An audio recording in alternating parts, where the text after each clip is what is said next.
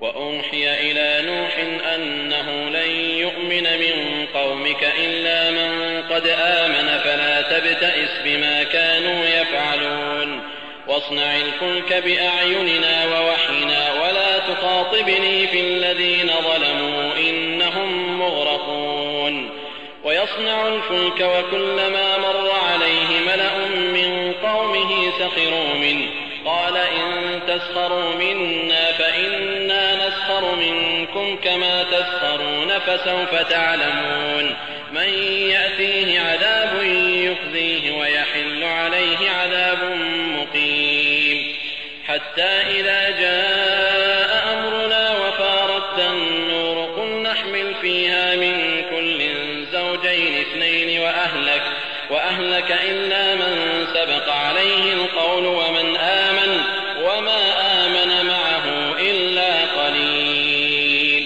وقال اركبوا فيها بسم الله مجراها ومرساها إن ربي لغفور رحيم وهي تجري بهم في موج كالجبال ونادى نوح ابنه وكان في معزل يا بني اركب معنا ولا تكن مع الكافرين قال سآوي إلى جبل يعصمني من الماء قال لا عاصم اليوم من أمر الله إلا من رحم وحال بينهما الموج فكان من المغرقين وقيل يا أرض ابلعي ماءك ويا سماء أقلعي وغيض الماء وقضي الأمر واستوت على الجودي وقيل بعدا للقوم الظالمين ونادى نوح ربه فقال رب إن ابني من أهلي وإن وعدك الحق وأنت أحكم الحاكمين قال يا نوح إنه ليس من أهلك إنه عمل غير صالح فلا تسألن ما ليس لك به علم إني أعظك أن تكون من الجاهلين قال رب إني أعوذ بك أن أسألك ما ليس لي به علم وإلا تغفر لي وترحمني أكن من الخاسرين قيل يا نوح اهبط بسلام منا وبركات عليك وعلى ممن معك وأمم سنمتعهم ثم يمسهم منا عذاب أليم تلك من أنباء الغيب نوحيها إليك ما كنت تعلمها أنت ولا قومك من قبل هذا فاصبر إن العاقبة للمتقين. आणि नूहाकडे वह्य केली गेली की तुमच्या जनसमूहापैकी ज्यानं ईमान राखलं त्यानंच राखलं. आता यांच्याखेरीज कुणीही ईमान कबूल करणार नाही. तेव्हा आता तुम्ही यांच्या कावेबाजपणाचं दुःख करण्याचं सोडून द्या आणि तुम्ही आमच्या देखरेखीखाली या आणि आमच्या वह्यनुसार एक नौका तयार करा आणि या जुलमी लोकांबद्दल माझ्याशी बोलूही नका, कारण हे सर्व लोक पाण्यात बुडून ठार मारले जातील. तेव्हा नूह यांनी नौका बनवायला सुरुवात केली आणि ज्या ज्यावेळी त्यांच्या जनसमूहाचे सरदार तिकडून ये जा करीत तेव्हा नूहांची मस्करी उडवत. नूह म्हणाले, बरं, तुम्ही आमची थट्टा उडवता तर तुमच्याप्रमाणे एक दिवस आम्ही सुद्धा तुमची थट्टा उडवू. मग तुम्हाला लवकरच हे कळून येईल की अपमानित करणारा अजाब कोणावर आला आणि हा अजाब उतरून कोणावर कायम होणार.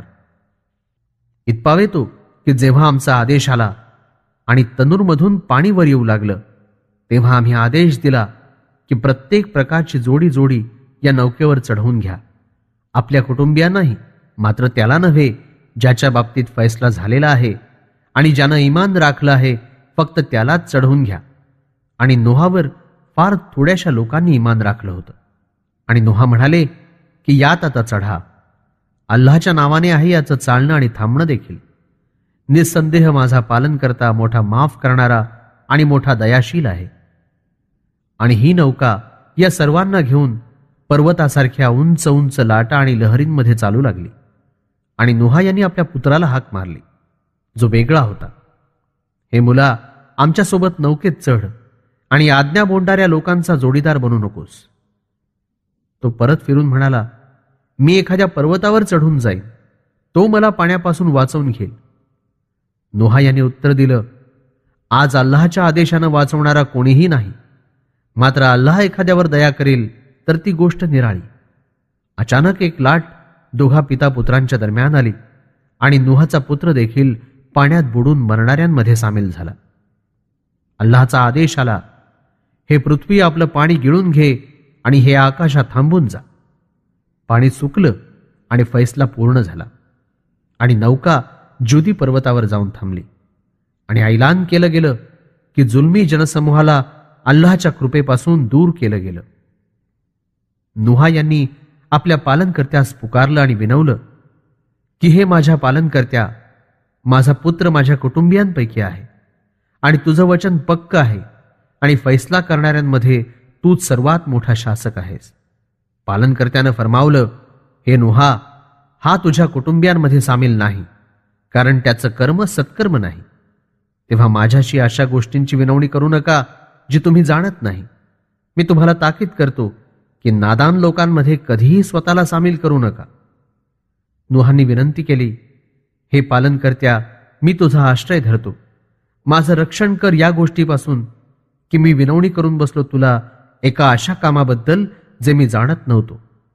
आणि जर तुम्हाला माफ केलं नाहीस आणि माझ्यावर दया केली नाहीस तर मी देखील नुकसान उचलणाऱ्यांपैकी होईन.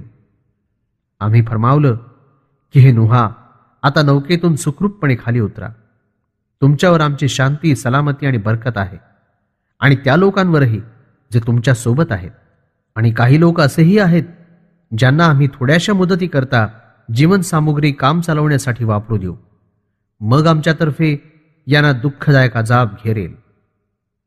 हे मुहम्मद सल्लल्लाहु अलैहि वसल्लम, हे किस्से अदृश्याच्या खबरींपैकी आहेत ज्याचं वह्य आम्ही तुमच्याकडे पाठवित आहोत. याच्यापूर्वी ना तुम्ही या गोष्टी जाणत होतात आणि ना तुमचा जनसमूह जाणत होता.